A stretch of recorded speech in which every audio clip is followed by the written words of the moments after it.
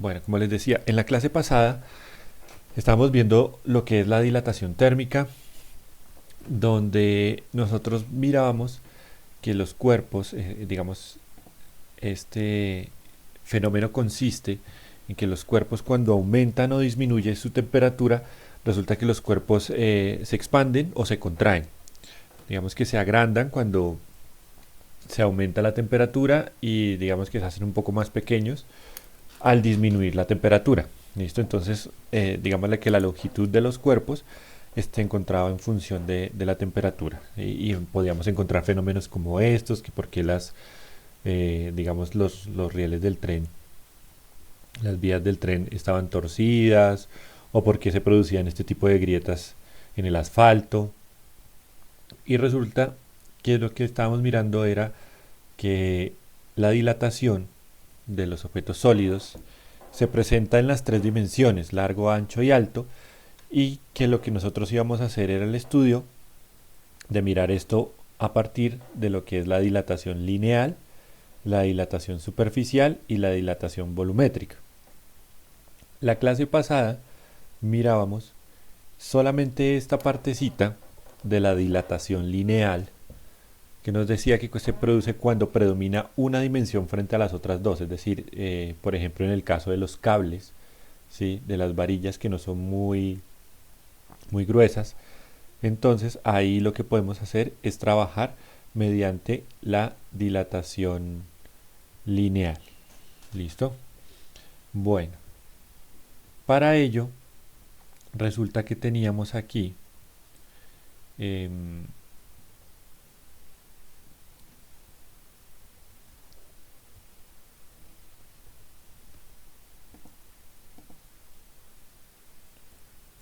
a ver,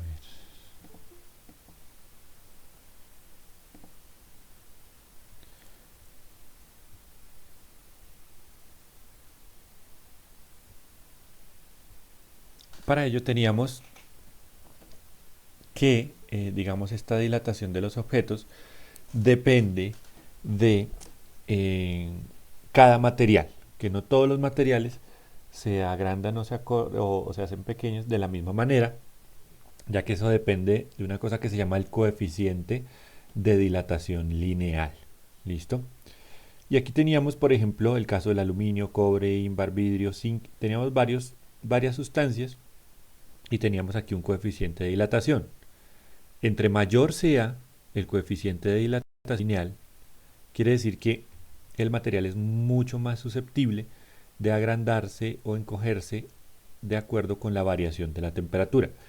Por ejemplo, aquí teníamos que el plomo es un material que digamos, reacciona fácilmente con los cambios de temperatura porque tiene un coeficiente de dilatación de 29, ¿sí? Todos tienen la potencia de 10 a la menos 6, pero este tiene un valor de 29, mientras que hay otros que no reaccionan tan fácil como es el caso del silicio o el caso del ímbar. ¿Listo? Por ahí siguen entrando chicos. Bueno, según esta tablita teníamos una cantidad que se denominaba como alfa, que se llamaba el coeficiente de dilatación lineal. Esta alfa pues me va a representar precisamente ese coeficiente, y había algunos de ustedes que encontraban valores diferentes. ¿Por qué encontraban valores diferentes? Ya lo vamos a ver más adelante, porque digamos que aquí lo que tenemos es una tabla que da respuesta al coeficiente de dilatación lineal.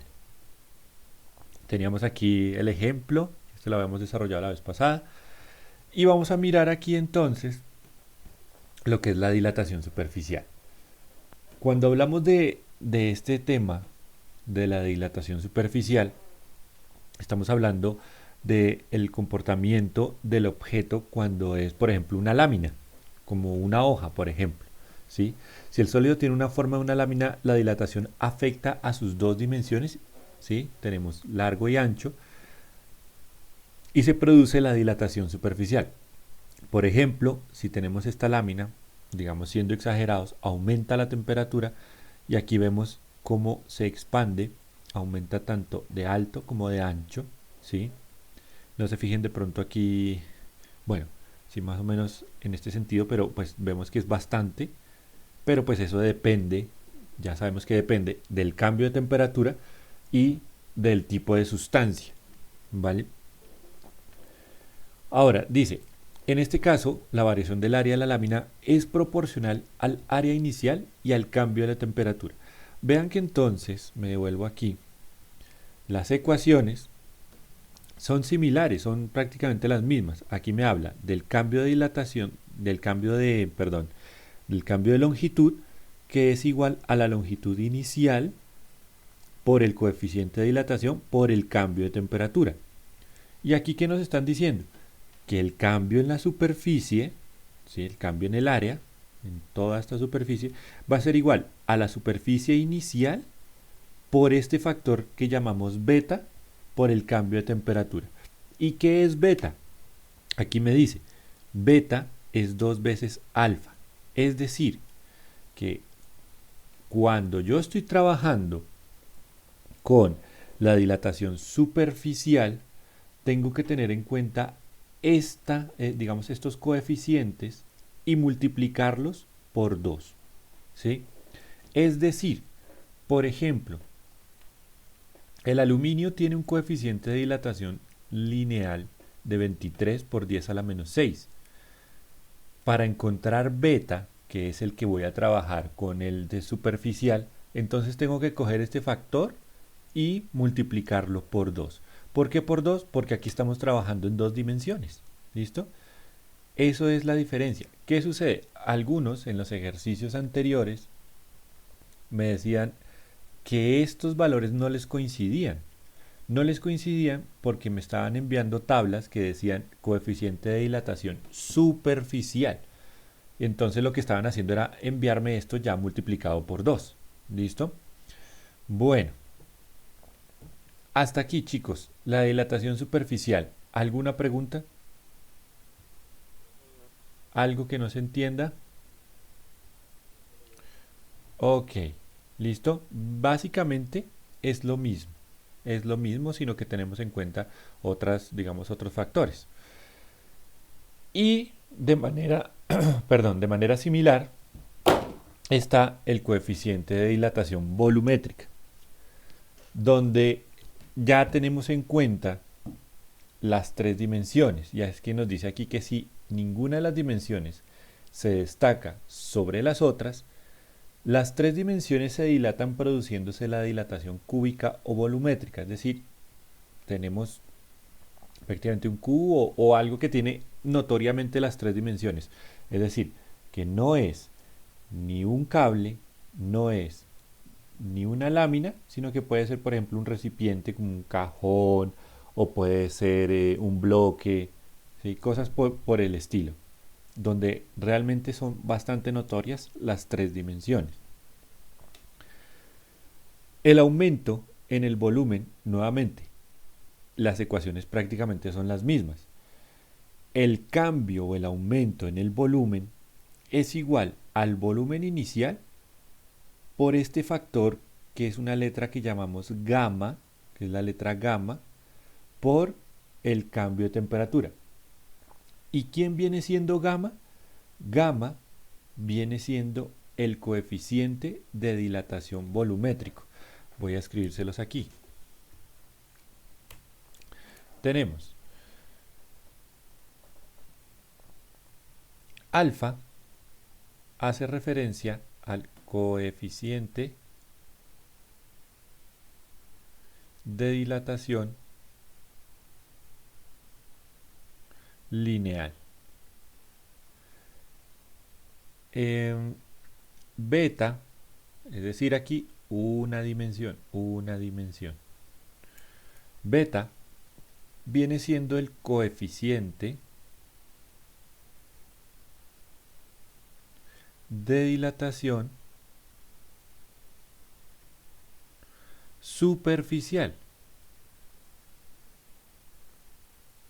¿Y cómo lo relaciono? Pues yo digo que beta es igual a 2 veces alfa. Y finalmente gamma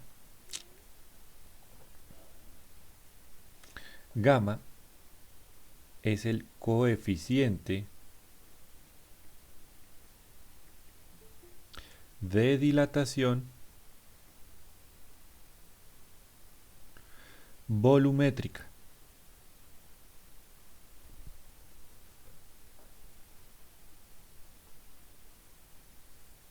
Y como estamos hablando aquí, aquí en este 2 dimensiones, en este de 3 dimensiones, entonces yo relaciono gamma diciendo que es igual a 3 veces alfa. ¿Listo? Es decir, que esta tablita que tenemos aquí me sirve para encontrar los otros coeficientes de dilatación, tanto el superficial como el volumétrico. Solamente tengo que saber si lo multiplico o por 3 o por 2, o si estoy trabajando con dilatación lineal, pues no lo multiplico por ninguno. ¿Listo? Bueno, hasta aquí. ¿Preguntas, chicos? Ok, bueno, entonces vamos a mirar. Dime, por ahí escuché. ¿Sí? ¿Preguntas? No, bueno, listo. Ok, bueno, entonces vamos a mirar aquí. Eh, Hay una cosa que no les había pasado por acá, que bueno, que es importante tener en cuenta, el coeficiente de dilatación de algunas otras sustancias, pero que no aparecen aquí, como por ejemplo, bueno, pues no aparecen aquí porque el agua lineal creo que es muy complicado como conseguirla, ¿sí? De algunos líquidos. Entonces, permítanme, ya se las paso por el chat y lo dejo de una vez aquí.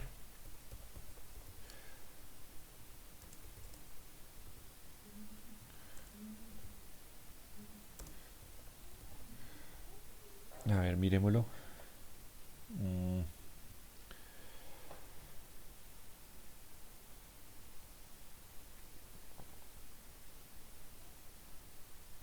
De aquí, por ejemplo, estas que habla de los líquidos.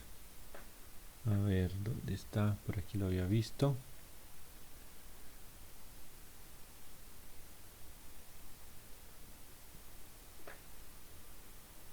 Creo que es este. Este. Vean, este donde me habla acerca del agua, el alcohol, la glicerina. Este lo voy a copiar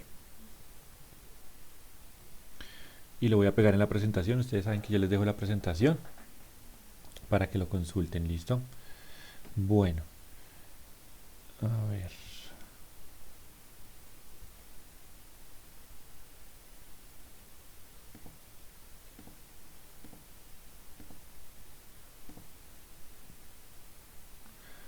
Lo voy a pegar aquí a un ladito.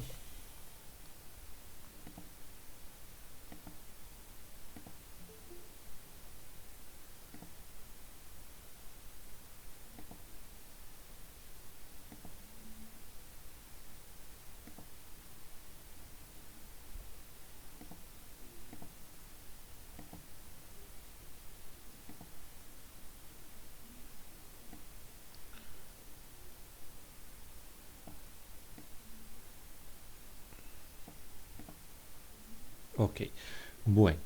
Entonces aquí tenemos unos coeficientes de dilatación volumétrico, pues que hacen referencia a unos líquidos, ¿cierto? Como el caso del agua, el caso del alcohol etílico, y digamos que estos vamos a utilizarlos de pronto para la resolución de los ejercicios. Ok, miremos entonces, miremos entonces el ejemplo que nos compete aquí. Dice, bueno, en la tablita, hagan caso solamente a esta parte de grados Celsius porque nosotros trabajamos en grados Celsius y no en grados Fahrenheit. ¿Listo? Ahora más tarde les borro eso y les dejo bien copiada la actividad. Dice, se llena a ras un recipiente de aluminio que contiene 1000 centímetros cúbicos de agua. La temperatura del sistema es 40 grados Celsius. Si la temperatura disminuye en 15 grados Celsius, disminuye en 15 grados Celsius, determinar la cantidad de agua que a 15 grados Celsius debe añadirse para que el recipiente quede nuevamente al ras. ¿Listo? Entonces, creo que aquí tenemos un problema, pero bueno. Recordemos que siempre tenemos que tomar los datos de lo que nos están diciendo. Vamos a hacerlo un poco acá abajo. Y nos dice que tenemos un recipiente de aluminio que contiene, entonces vamos a imaginarnos un recipiente, y este recipiente es aluminio, y que adentro hay 1000 centímetros cúbicos de agua. Pero aquí hay una cosa importante en el dibujo. Nos dice que es al ras, es decir, que esto está al borde. Con su máxima capacidad está lleno de agua. ¿Listo? Ahora dice, la temperatura del sistema es de 40 grados Celsius. Es decir, que la temperatura inicial, vamos con los datos, tenemos agua que tiene un volumen de 1000 centímetros cúbicos. El recipiente que lo contiene, nuevamente pues el aluminio, será también los 1000 centímetros cúbicos. ¿Sí? Aluminio. El volumen va a ser igual a 1000 centímetros cúbicos, y resulta que tenemos que la temperatura del sistema es de 40 grados Celsius, es decir, la temperatura inicial es de igual de 40 grados Celsius y disminuye la temperatura final hasta los 15 grados Celsius. ¿Listo? Estos dos factores aquí me permiten hallar la diferencia de temperatura, que recordemos que es temperatura final menos temperatura inicial. Eso quiere decir que la diferencia de temperatura va a ser de 15 menos 40 grados Celsius igual a menos 25. Me quedo un poquito apeñuscado acá. A ver, será igual a los 15 grados Celsius, que es la final, menos los 40 grados Celsius, que es la inicial, va a ser igual a los 25 grados Celsius. ¿Listo? 25 grados Celsius. La diferencia de temperatura. Determinar la cantidad de agua que a 15 grados Celsius debe añadirse para que el recipiente quede nuevamente al ras. Quiere decir que cuando pasa el aumento de temperatura, nos está diciendo el ejercicio que nos va a suponer que el agua va a disminuir. Va aparentemente a disminuir, aunque pues no disminuye. Lo que pasa es que el recipiente de aluminio se dilata. ¿Listo? Bueno, entonces para determinar la variación del volumen del agua, tendríamos que, primero, determinar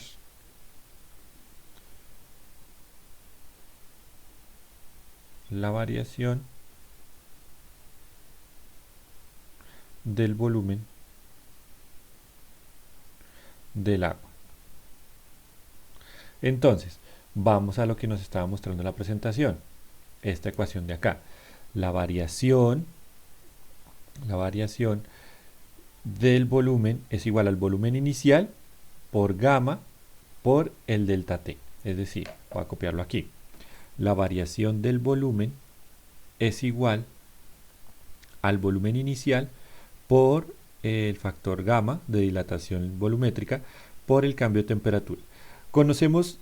Lo que queremos conocer es el cambio del volumen. El volumen inicial del agua es de 1000 centímetros cúbicos. El factor gamma de dilatación lo tenemos acá. Agua, que sería 2.1 por 10 a la menos 4. 2.1 por 10 a la menos 4 grados Celsius. A ver qué nos dice la presentación. Grados Celsius, sí. 2.1 por 10 a la menos 4, véanlo aquí. grados Celsius por el cambio de la temperatura que lo teníamos aquí, perdón que aquí me equivoqué, es menos 25 porque 15 menos 40 nos da menos 25 grados Celsius. Al hacer esta multiplicación tendríamos que nos da menos 5 centímetros cúbicos. ¿Listo? Eso quiere decir que el agua que yo tenía, digamos, tenía 1000 centímetros cúbicos y disminuyó la temperatura, ahora tengo menos 5 centímetros cúbicos. Es decir, que actualmente lo que tengo son 95 centímetros cúbicos. ¿Ya? Y miremos qué es lo que pasa con el aluminio. Con el aluminio, básicamente entonces lo mismo. Vamos a encontrar el volumen. Bueno, podemos decir en el anterior que el volumen del agua, aquí esto puede decir que el volumen del agua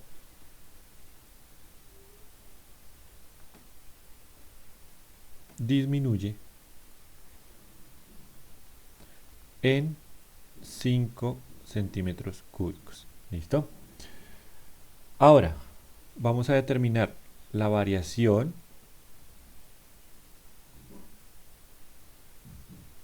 del volumen del recipiente de aluminio. Y tenemos para determinar la variación del recipiente básicamente lo mismo. Cambio del volumen va a ser igual al volumen inicial por el factor gamma por el cambio de temperatura. Ya conocemos el cambio de temperatura, tenemos el volumen inicial. Este factor gamma lo vamos a conocer ¿por qué? Porque es que aquí lo tengo es en dilatación lineal, que tengo el aluminio como 23, ¿cierto? Por 10 a la menos 6. Entonces, como tengo este de 23 por 10 a la menos 6, lo que hago es, para conocer gamma, es igual a 3 veces alfa. Es decir, 3 por lo que nos decía aquí, 23 por 10 a la menos 6. 23 por 10 a la menos 6 grados Celsius. Y esto nos da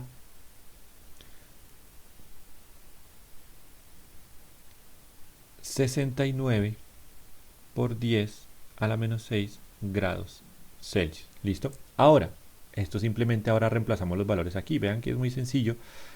Solamente uno tiene que saber qué es lo que está haciendo. ¿Listo?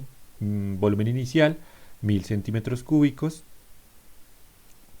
por el factor gamma, que lo encontramos que es 69 por 10 a la menos 6 grados Celsius, por el cambio de temperatura, que era menos 25 grados Celsius. Listo. Entonces, lo que tenemos aquí es que el cambio del volumen, aquí hay una cosita que en los factores, esto es a la menos 1, porque si no, no se me cancelan las unidades. Corrijo aquí. A la menos 1. Listo. Al multiplicarlo, entonces 1000 por 69 por 10 a la menos 6 por menos 25 nos da un valor de menos 1.9 centímetros cúbicos. Eso quiere decir que esto fue lo que el volumen del recipiente, el volumen del recipiente disminuye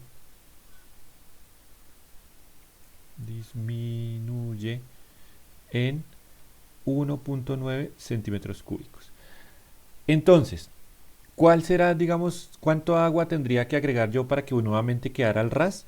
Para quedar al ras tendría que hacer que coger, digamos, lo que disminuyó aquí de agua, que fueron los 5 centímetros cúbicos, 5 centímetros cúbicos menos 1.9 centímetros cúbicos, y esto nos da 3.1 centímetros cúbicos de agua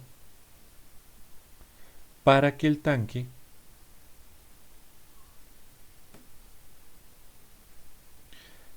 quede nuevamente al ras. Listo. Parece que es muy poquito, pero imagínense cuando se trabajan en una industria grandes volúmenes de agua, grandes volúmenes de material, con los cambios de temperatura se ve afectado, digamos, ese volumen. ¿Listo? Porque recordemos que es directamente proporcional a la cantidad de agua.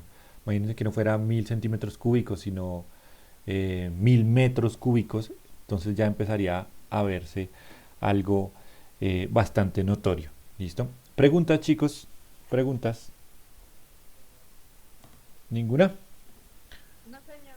Ok, bueno chicos, entonces les dejo la actividad que dice un vaso de vidrio de 1 litro de capacidad está lleno de mercurio a 10 grados Celsius.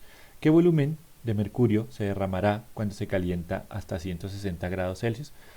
Es básicamente el mismo ejercicio, pero esta vez vamos a suponer dos materiales diferentes a los involucrados en el ejemplo y que esta vez, digamos, el volumen del recipiente que lo contiene no aumenta tanto como lo que está dentro. ¿Listo?